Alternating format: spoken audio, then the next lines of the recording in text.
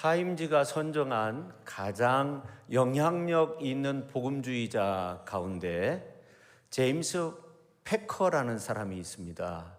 이분이 노잉가드라는 그러한 책을 썼는데 우리나라에서는 하나님을 아는 지식으로 그렇게 번역이 됐습니다. 이분이 소천하기 한 4년 전부터 실명을 해가지고 앞을 볼 수가 없는데 항상 하는 말이 앞은 안 보이지만 하나님은 더 선명하게 보입니다. 그런 말을 했다고 해요. 그러면서 늘 하는 말이 뭐냐면 우리가 하나님을 알아야 한다. 하나님을 알아야 한다. 우리가 하나님을 알기 위해서는 예수 그리스도를 통해서 하나님을 알 수 있는 거죠. 근데 하나님을 아는 데 있어서 한 3가지를 강조했어요. 첫째는 하나님과의 관계. 우리가 하나님을 알기 위해서는 하나님과의 좋은 그런 관계가 되어야 하고, 그 다음에 2번째는 하나님의 임재하심이 있어야 한다 하는 거죠. 하나님의 임재하심은 여러 가지 현상으로 나타날 수 있는데 하나님의 우리를 부르신 것도 하나님의 임재이죠. 또 하나님은 우리와 동행하시는 거, 하나님은 우리와 말씀하시는 거, 하나님은 우리의 기도에 응답 주시는 거, 또 은혜의 길을 열어주시고 축복의 문을 열어주시는 거, 하나님 안에서 살 수 있도록 하는 그 하나님의 임재가 필요하다, 그런 말을 했어요. 그리고 3번째는 하나님과의 교제가 중요하다. 하나님을 알기 위해서는 하나님과 교제해야 되는데 특별히 하나님께서 예수 그리스도를 이 땅에 보내주셔서 하나님과의 어떤 만남을 추구하며 살아갈 수 있도록 하신 거죠. 예수님이 길이 되시고 또 예수님이 진리가 되시고 생명이 되셔서 우리가 예수 그리스도를 통해서 하나님 앞에 나아갈 수 있는 그러한 축복의 문을 열어주신 겁니다. 예수님이 이런 말씀을 하신 적이 있어요. 요한복음서 14장에 있는 말씀을 보면 빌립을 향해서 하는 말이에요. 빌립아, 내가 이렇게 오래 너희와 함께 있으되 내가 나를 알지 못하느냐? 나를 본 자는 아버지를 보았거늘 어찌하여 아버지를 보이라 하느냐? 내가 아버지 안에 거하고 아버지께서 내 안에 계심을 믿으라. 그렇지 못하겠거든 행하는 그 일로 말미암아 나를 믿으라. 그런 말씀을 하셨어요. 이 말씀을 좀 묵상해 보면 제자 그냥 빌립에게만 해당되는 말씀이 아니고 예수님을 믿는 우리에게도 해당되는 말씀이에요. 예수님이 말씀하신 대로 우리는 예수님을 통해서 하나님을 알 수 있고 하나님을 볼 수 있고 하나님의 은혜와 사랑을 경험할 수 있는 겁니다. 그래서 우리가 기도할 때 예수님의 이름으로 기도하는 겁니다. 그뿐만 아니라 예수님이 높고 높은 보좌를 버리시고 이 땅에 오셔서 우리와 함께 하실 때 가장 아름다운 교제의 분을 보여주셨어요. 갈릴리에서 예수님께서 사역하실 때 제자들에게 나타나 때로는 너희가 나를 사랑하느냐, 네가 나를 사랑하느냐 그렇게 묻기도 하시고 내 양을 먹이라, 내 양을 치라 그렇게 말씀하시기도 하시고 또 우리 예수님께서 새 계명을 너희에게 주노니 서로 사랑하라. 내가 너희를 사랑한 것 같이 너희도 서로 사랑하라. 그런 말씀을 하셨어요.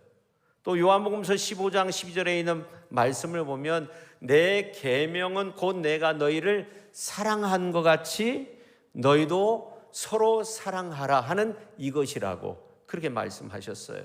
그래서 이 베드로 사도가 이러한 주님의 말씀을 듣고 나중에 서신서를 기록하는데 베드로서죠. 특별히 베드로전서 1장 22절에 보면 너희가 진리를 순종함으로 너희 영혼을 깨끗하게 하여 거짓이 없이 형제를 사랑하기에 이르렀으니 마음으로 뜨겁게 서로 사랑하라. 형제의 사랑이 있어야 한다는 거죠. 이렇게 하나님을 아는 것은 하나님과의 어떤 관계, 하나님의 임재하심, 또 하나님과의 교제가 필요한 거예요. 이 3가지가 필요한데 호세아서 6장 3절에 보니까 이런 말씀이 있어요. 그러므로 우리가 여호와를 알자, 힘써 여호와를 알자. 그의 나타나심은 새벽빛같이 어김없나니 비와 같이 땅을 적시는 늦은 비와 같이 우리에게 임하시리라. 그렇게 말씀하고 있어요. 우리가 힘써 하나님을 알아야 되는데 그의 나타나심은 어김없다는 거예요. 새벽빛같이, 새벽이 되면 이제 먼동이 트는 것처럼 그렇게 어김없이 우리에게 나타내 주시고 또 우리에게 보여주시고 우리에게 말씀하시고 우리를 깨닫게 해주시고 우리의 삶을 이끌어 주시는 분이 바로 하나님이 되신다는 거예요. 우리가 눈으로는 볼 수 없지만 그러나 하나님께서 그렇게 우리를 이끌어 주신다는 거예요. 하나님과 교제를 통해서 하나님의 마음을 아는 것, 이것이 우리 신앙의 전부라고 그렇게 생각할 수 있어요. 하나님의 마음을 아는 것. 그런데 누가복음서 15장에 있는 말씀을 보면 하나님은 우리에게 자신의 인격과 사랑을 열어 보이신 하나님을 알 수 있는 그런 소중한 말씀이 누가복음서 15장에 기록이 되어져 있습니다. 그래서 누가복음서 15장에 보면 유명한 길을 잃은 양의 비유, 그 다음에 잃은 드라크마를 찾아내는 비유, 그 다음에 탕자의 비유가 나오죠. 그런데 그 기록의 목적은 뭐냐면 하나님과의 관계가 얼마나 중요한가를 말하고 있고 또 하나님의 임재하심이 얼마나 중요한가, 또 하나님의 교제, 하나님과의 어떤 교제, 만남, 이러한 것이 얼마나 중요한가 하는 것을 우리에게 말씀해 주고 있어요. 특별히 이제 15장에 나오는 비유를 이렇게 보면 꼭 등장하는 그런 말씀이 나옵니다. 나와 함께 즐기자. 나의 잃은 양을 찾아내오노라 6절에 그렇게 말씀하고 있고요. 또 9절에도 보면 나와 함께 즐기자. 잃은 드라크마를 찾아내오노라 그렇게 말씀하고 있어요. 그 다음에 23절에 있는 말씀을 보면 송아지를 끌어다가 잡으라. 우리가 먹고 즐기자. 그렇게 말씀하고 있어요. 나와 함께 즐기자. 우리가 먹고 즐기자. 이러한 말씀을 통해 사실은 우리가 이 비유의 말씀을 통해 하나님의 마음을 잘 알 수 있는 거죠. 그래서 누가복음서 15장에 나오는 세 가지 비유는 하나님의 사랑의 속성을 가장 잘 드러내준 비유의 말씀이 되는 겁니다. 그리고 이 비유에 놀라운 공통점이 있는데 그건 뭐냐면 잃었다가 찾았다는 거예요. 양도 드라크마도 자식도 잃었다가 찾았다는 겁니다. 근데 이 탕자가 돌아왔을 때 이런 표현이에요. 24절에 있는 말씀을 보면 이 내 아들은 죽었다가 다시 살아났으며 내가 잃었다가 다시 얻었노라. 여기에 보니까 잃었다가 다시 얻었다 그렇게 말씀하고 있어요. 탕자의 비유에서는 찾았다 그렇게 말하지 않고 얻었노라 그렇게 말씀하고 있어요. 근데 헬라어로 보면 같은 의미의 말입니다. 그래서 우리가 좀 염두에 둬야 할 것은 예수님이 이렇게 연거푸 3번의 비유의 말씀을 통해서 이렇게 3번씩이나 잃은 것을 찾은 것에 대한 그런 기쁨에 대해서 말씀하고 있다는 것인데, 그래서 어떻게 해서 그것을 찾았을 때 친구들을 초대하고 먹고 즐기자, 엄청난 잔치를 베풀며 즐거워할 정도로 그런 어떤 모습을 보여주고 있다는 겁니다. 여러분 한번 생각해 보세요. 오늘 이제 5절 말씀을 보면 양을 찾아 어깨에 맨 것을 보았을 때 이 양이 어미 양이 아닌 거죠. 아마 새끼 양을 찾아서 어깨에 맨 것 같아요. 그런데 어떻게 해요? 잔치를 벌였어요. 그러면 적어도 큰 양 몇 마리는 잡아야 되는 거 아닙니까? 어떻게 보면 배보다 배꼽이 더 큰 거죠. 근데 드라크마도 마찬가지예요. 10분의 1을 잃었어요. 한 드라크마는 노동자 하루의 품삯인데 그 드라크마를 잊었는데 찾았을 때 이웃을 초대해서 잔치를 베푼다는 거예요. 역시 배보다 배꼽이 더 큰 거죠. 근데 오늘 이제 성경에서 이러한 이야기를 하는 이유가 뭘까 생각해 보면 한마디로 말하면 한 사람 한 사람이 복음의 전진 기지와 같이 그렇게 되어야 한다는 거예요. 전진 기지라는 말은 어떤 일을 앞장서서 행하거나 발전시키는데 중심이 되는 장소나 집단을 말하는데, 우리 교회가 주님의 명령 따라 땅끝까지 하나님의 복음을 전할 수 있는 그런 복음의 전진 기지가 될 수 있기를 예수님의 이름으로 축원합니다. 사실 이 복음 전파라고 하는 것은 한 영혼을 소중히 여기는 마음부터 시작이 되는 겁니다. 그리고 무릎 꿇고 기도하고 발로 믿지 않는 사람들을 찾아가며 손으로 봉사하고 초대장을 주면서 입으로 전도하는 거죠.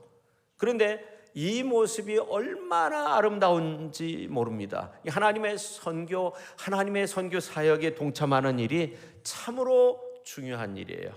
그런데 이 전도라고 하는 것은 한 영혼을 소중히 여기는 마음으로부터 시작이 된다는 겁니다. 오늘 이제 15장에 나오는 비유 가운데 잃어버린 양 한 마리를 찾아오는 비유가 나오고 드라크마를 찾기 위해 노력하는 한 여성의 모습이 나오고 또 집을 나간 둘째 아들을 맞이하는 아버지의 비유가 나옵니다. 예수님은 같은 비유의 내용을 3번씩이나 말씀하신 이유는 뭡니까? 바로 한 영혼을 찾는 기쁨에 대한, 그 한 영혼에 대한 그 영혼이 너무나도 소중하다는 것을 알려주기 위해서 그렇게 한 거죠.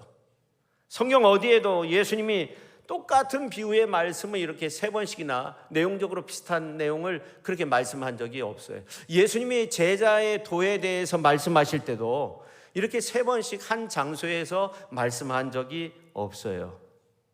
그러면 왜 이러한 말씀을 하셨을까? 우리가 생각해 보면 오늘 2절 말씀을 보면 어느 날 예수님께서 세리와 죄인들과 함께 먹고 마시자 바리새인과 서기관들이 이 사람이 죄인을 영접하고 음식을 같이 먹는다 이런 말을 하게 되는 거예요. 그래서 예수님께서 한꺼번에 3가지의 비유의 말씀을 하신 거예요. 이 바리새인과 서기관들은 아마도 이렇게 생각했을 거예요. 저 세리들, 죄인들 뭐가 그렇게 중요하다고 저들과 함께 하는가? 왜 함께 식사를 한단 말인가? 그런 말을 이제 했을 때 예수님은 분명히 내가 저 사람들이 얼마나 소중한 사람인가를 알려줘야 되겠다 마음속으로 다짐을 한 것 같아요. 그리고 99마리의 양을 버려두고 이제 한 마리 길 잃는 양을 찾기 위해 나서는 목동의 이야기를 하고 있는 겁니다.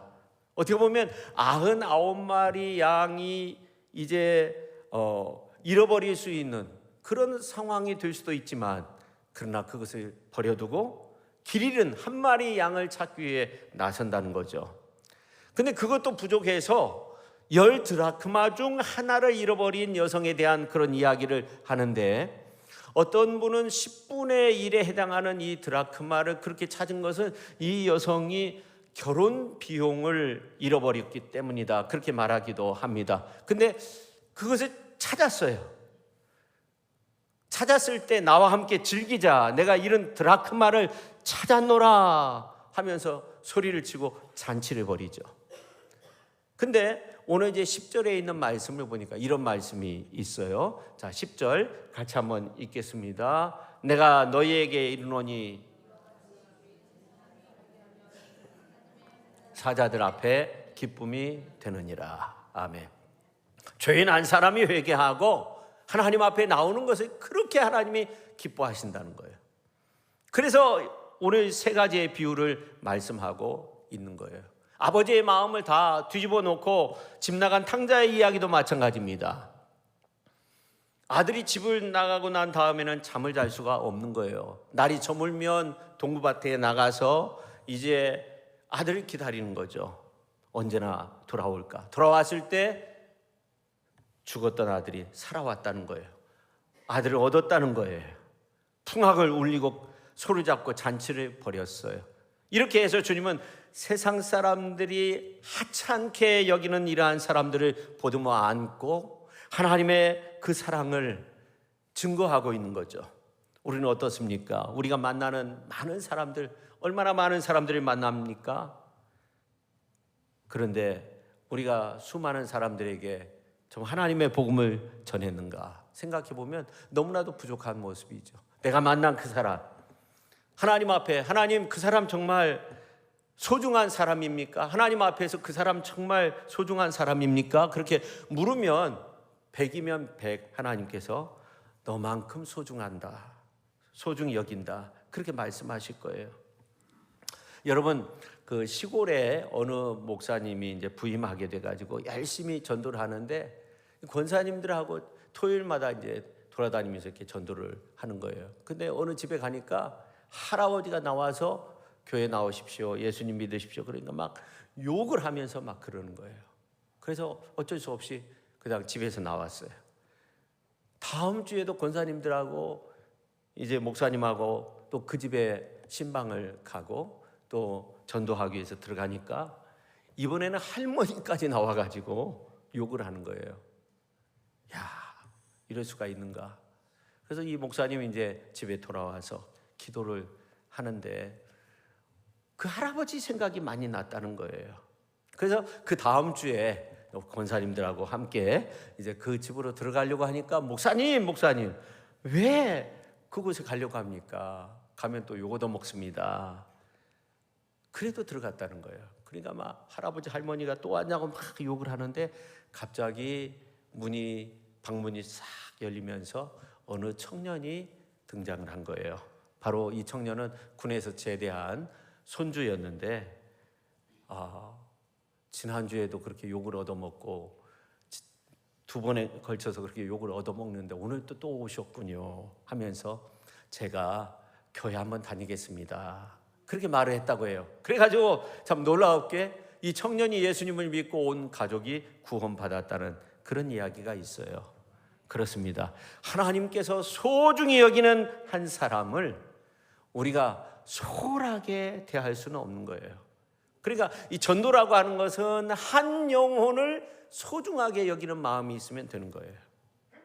그 소중한 마음을 우리에게 달라고 하나님 앞에 기도하면 여러분, 우리가 반드시 전도할 수 있고 또 한 영혼 초청잔치에 한 사람을 모시고 올 수 있어요. 그 다음에 이제 두 번째, 이 전도의 열매는 영혼 구원이다 하는 겁니다. 사람이 마음으로 믿어 의에 이르고 입으로 시인하여 구원에 이른다고 했습니다. 성경은 누구든지 주 예수의 이름을 부르면 구원을 얻는다고 그렇게 말씀하고 있습니다. 누구든지 예수 그리스도를 만나면 영생을 얻는 거죠. 이 중요한 하나님의 사역을 하나님은 하나님의 동역자들을 통해서 일하셨다는 거예요. 그래서 로마서 10장 14절 15절에 있는 말씀을 보면 그런즉 그들이 믿지 아니하는 일을 어찌 부르리요, 듣지도 못한 일을 어찌 믿으리요, 전파하는 자가 없이 어찌 들으리요, 보내심을 받지 아니하였으면 어찌 전파하리요. 전파해야 되고 또 믿음이 생기기 위해서는 하나님의 복음의 말씀을 전할 수 있어야 한다는 거죠. 이 말씀은 하나님께서 하나님의 선교의 역사를 사람을 통해서 역사하신다는 거예요. 하나님의 동역자가 되어야 한다는 겁니다. 자, 옆에 분한테 한번 말씀해 주세요. 당신은 하나님의 동역자십니다. 여러분, 우리 인간의 영혼이 얼마나 소중했으면 우리 하나님께서 높고 높은 보좌를 다 버리고 이 땅에 오셨겠어요. 예수님이 인간의 몸을 입고 이 땅에 오셨어요. 그 이후에 수많은 동역자들이 생겨났죠. 12사도, 사도 바울, 그 이후에 많은 전도자들, 선교사들, 이러한 사람들을 통해 하나님의 나라가 확장될 수 있었어요. 제가 한국 기독교사를 이렇게 연구하면서 이 전킨 선교사가 직접 자기의 도장을 찍은 그 당회록을 본 적이 있어요. 그리고 이제 전킨에 대해서 이렇게 연구를 하면서 참 이 전킨 선교사를 생각하면 눈물이 많이 나더라고요. 그 아들들이 있었는데 풍토병에 걸려서 죽게 되잖아요. 아들들이. 그 사진이 있어요. 아들들과 함께 사진 찍은 게 있는데 본인도 일찍 죽게 돼요. 그래서 전킨을 기념하자 해서 기전 고등학교, 여학교가 생긴 거 아닙니까? 근데 이제 익산에서 이렇게 목회할 때 전킨 선교사에 대해서 이렇게 좀 연구하고 그랬는데 전주로 이사를 왔는데 제가 이제 이 송천동에 오기 전에 그 서신동에 살았는데 아파트 9층에서 살았는데 이 선교사의 묘역과 가장 가까운 곳에서 살았어요.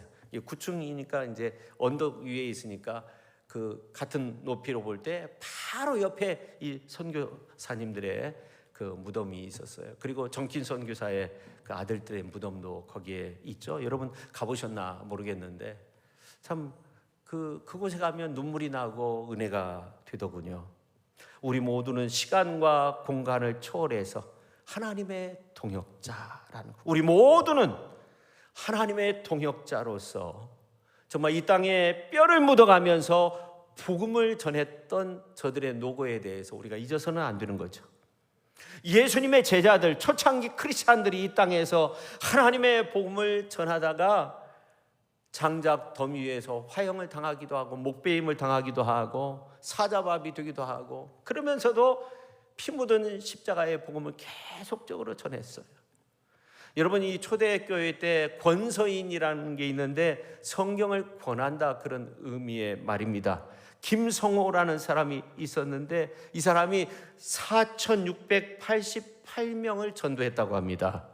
그리고 이분이 제가 계산을 해보니까 평균 하루에 17km를 다니면서 하나님의 복음을 전했고, 그리고 하루에 4권에서 5권의 성경을 나누어 주었다고 해요. 그리고 하루 평균 18명에게 하나님의 복음을 전했다고 합니다. 우리는 어떻습니까? 초대장 하나, 초청장 하나 제대로 전하지 못하는 우리의 모습이 아닙니까? 여러분, 이번에 꼭 승리하시기를 바랍니다. 여러분, 작정주일 다시 한번 지키고 있는데 여러분 오늘 또 이렇게 작정을 하시고, 또 이제 추수감사절이니까 즐거운 잔치자리에 많은 사람들을 초대할 수 있다고 생각합니다. 우리가 그 일을 잘 감당할 수 있기를 예수님의 이름으로 축원합니다. 외국에 나가서 복음 전하는 것도 중요하지만 우리가 민족 복음화를 위해서 기도하는 것도 굉장히 중요하고, 가정 복음화를 위해서 기도하는 것도 정말 중요하고, 교회 안에 믿지 않는 그런 자녀들이 얼마나 많이 있습니까? 손주들에게도 하나님의 복음을 전할 수 있는 그런 소중한 시간이 될 수 있기를 예수님의 이름으로 축원합니다. 전호윤 목사님의 이런 자녀들이 되게 하소서라는 그런 그 기도문이 있는데, 저는 이게 우리 믿음의 이제 그 부모 세대들이 그런 기도를 했다고 생각해요. 제가 한번 읽어드리면, 주여, 우리 자녀들은 아버지의 이름을 빛내며 삶의 모든 영역에서 아버지의 주권을 인정하고 아버지의 뜻을 실천하는 용기 있는 증인들이 되게 하사 우리가 이루지 못한 역사의 전성기를 이루게 하소서. 우리가 넘지 못한 담을 넘게 하사 이 땅을 젖과 꿀이 흐르는 땅으로 만들게 하소서. 그리하시오면 곱게 물든 잎들처럼 우리들도 곱게 돌아갈 수 있겠나이다. 예수님의 이름으로 기도드립니다. 그러니까 우리 윗세대들은 정말 하나님의 복음을 전하기 위해서 그렇게 노력했어요. 오늘 우리는 어떤가 한번 생각해 봐야 돼요. 이제 한영혼 초청잔치가 뭐 한 달 정도 이렇게 남았는데, 나에게 가장 소중한 사람, 정말 내가 정말 사랑하는 그 사람 초청해서 함께 할 수 있기를 바랍니다. 성도 여러분, 지금은 전도의 행렬이 끊겨진 시대가 되었다고 합니다. 그 선조들의 피나는 전도의 행렬이 우리 교회를 통해서 아름답게 열려질 수 있기를 주님의 이름으로 축원합니다. 그래서 자녀들이, 후세들이 이 자리에 나와서 하나님 앞에 예배드릴 수 있는 것처럼 정말 천상의 24 장로들과 성도들의 모습처럼 그렇게 하나님을 예배하는 민족 백성, 하나님을 예배하는 믿음의 가정들이 다 될 수 있기를 예수님의 이름으로 다시 한번 축원드립니다. 여러분, 우리가 이 자리에 나와 있는 이유가 왜 그렇습니까? 어떻게 해서 이 자리에 나와 있는 겁니까? 전하는 자가 있었다는 거죠. 피 묻은 복음을 전했기 때문에 우리가 이 자리에 나와 있는 거죠. 로마서 10장 15절에 보니까 보내심을 받지 아니하였으면 어찌 전파하리요? 기록된 바 아름답도다. 좋은 소식을 전하는 자들의 발이요. 그렇게 말씀하고 있어요. 여러분, 세상에서 가장 아름다운 발걸음이 무엇일까요? 모델들이 아주 그냥 멋지게 워킹하고 뭐 그런 것이 아름다운 발걸음일까요? 그렇지 않죠.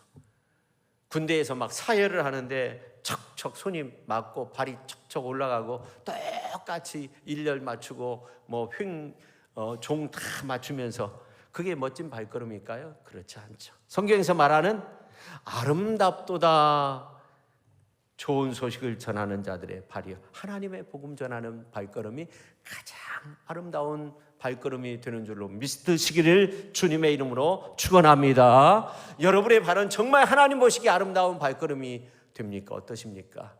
예수님 십자가 바라보며 복음 전하는 그런 발걸음이 되고 있습니까? 성도 여러분, 우리 모두가 사랑이 가득한 복음을 전할 수 있는 그런 발걸음이 될 수 있기를 주님의 이름으로 부탁을 드립니다. 이 구주 예수님은 2000년 전에 이 땅에 오셔서 채찍에 맞고 피가 응고된 가운데 한 60km 정도 되는 십자가를 지고 한 600m 정도 골고다 언덕을 오르시고, 그리고 이제 채찍에 맞고 양손 양발에 대못을 받아서 정말로 꼼짝도 할 수 없는 가운데 십자가의 고난을 받으셨어요. 6시간 고난을 받으시고 완전히 돌아가신 것을 확인하기 위해 창으로 옆구리를 찌를 때 물과 피가 쏟아져 나왔다고 하잖아요. 당시 십자가형은 죄인을 십자가에 매달아서 완전히 발가벗기는 그런 일을 했다고 해요. 그러니까 이 죄라고 하는 것은 수치고 부끄러움이고 창피한 거죠. 그런데 우리 주님이 우리의 모든 죄와 허물을 다 짊어지고 십자가상에서 다 이뤘다 말씀하시고 우리를 구원해 내셨어요. 여러분, 인생길 걸으면서 힘들다 그렇게 느껴본 적 있습니까? 여러분, 인생 걸으면서 왜 이렇게 힘들지 이렇게 느껴봤습니까? 그러나 아무리 힘들다고 하더라도 골고다 언덕을 오르신 주님의 그 십자가의 무게와 비교할 수 있을까요? 비교할 수 없죠. 성경은 우리에게 말씀하고 있습니다. 보내심을 받지 아니하였으면 어찌 전파하리요? 기록된 바 아름답도다 좋은 소식을 전하는 자들의 발이요 함과 같으니라, 그렇게 말씀하고 있습니다. 여러분, 성경에 보면 우리 크리스찬들을 세상을 향해 보내심을 받은 자라고 그렇게 나옵니다. 세상을 향해 복음 전하라고 보내심을 받은 우리들의 발걸음이 어디를 향하고 있느냐 하는 것은 굉장히 중요한 거죠. 우리의 발걸음이, 우리의 삶의 어떤 방향이 주 예수님을 바라보고 그리고 세상에 나가서 하나님의 복음을 전할 수 있는 그러한 발걸음이 된다고 하면 좋은 소식을 전하는 아름다운 발이 되는 거죠. 성경에 보면 좋은 소식을 전하는 아름다운 발에 대해서 여러 곳에서 그렇게 말씀하고 있습니다. 사도 바울도 주의 복음을 전하는 성도의 발걸음이 참으로 아름답다고 했습니다. 우리 모두 세상에서 가장 아름다운 발걸음으로 하나님 앞에 영광 올려 드릴 수 있기를 예수님의 이름으로 축원합니다. 동방 박사들처럼 정말 참 기쁨의 좋은 소식을 전할 수 있어야 하는 거죠. 복음을 전하는 발걸음이 세상에서 가장 아름다운 발걸음이 되는 겁니다. 우리는 이 역사 앞에 서 있는 겁니다. 이 역사 가운데 내가 걸어야 할 이 길을 멈춰 서 있어서는 안 되고 앞을 향해서 전진하고 또 전진해야 한다는 겁니다. 오늘 복음 들고 걷는 나의 발걸음을 통해 이 지역을 은혜의 동산으로 만들고 은혜의 물결을 일으키는 은혜의 파도가 일어서 물이 바다를 덮음같이 온 세상을 복음으로 덮어버리는 그런 놀라운 역사의 주인공들이 다 될 수 있기를 예수님의 이름으로 축원합니다. 그래서 온 세상과 교계와 민족과 세계를 살릴 수 있는 저와 여러분, 이 민족에 다시 한번 부흥의 물결을 일으킬 수 있는 위대한 믿음의 사람, 위대한 교회, 또 가정, 또 목장과 우리의 삶의 모습이 될 수 있기를 예수님의 이름으로 축원합니다. 기도하겠습니다. 살아계신 하나님 아버지, 물이 바다를 덮음같이 온 세상에 주님의 은혜의 역사로 가득 차서 정말 곳곳에서 하나님의 구원의 역사를 노래하고 찬양하며 기쁨으로 하나님을 섬기는 그런 위대한 역사가 나타날 수 있도록 성령 하나님께서 함께하여 주시옵소서. 특별히 우리 가운데 성령의 충만함을 주시고 또 우리 가운데 아버지 하나님 성령의 인치심과 또 주님의 놀라운 치유의 역사를 이루어 주셔서 하나님 앞에 크게 영광이 되고 하나님 앞에 큰 기쁨이 되는 그런 위대한 산 역사를 만들어갈 수 있는 우리 시천의 모든 성도님들이 다 되게 하여 주옵소서. 예수님의 이름으로 기도하옵나이다. 아멘.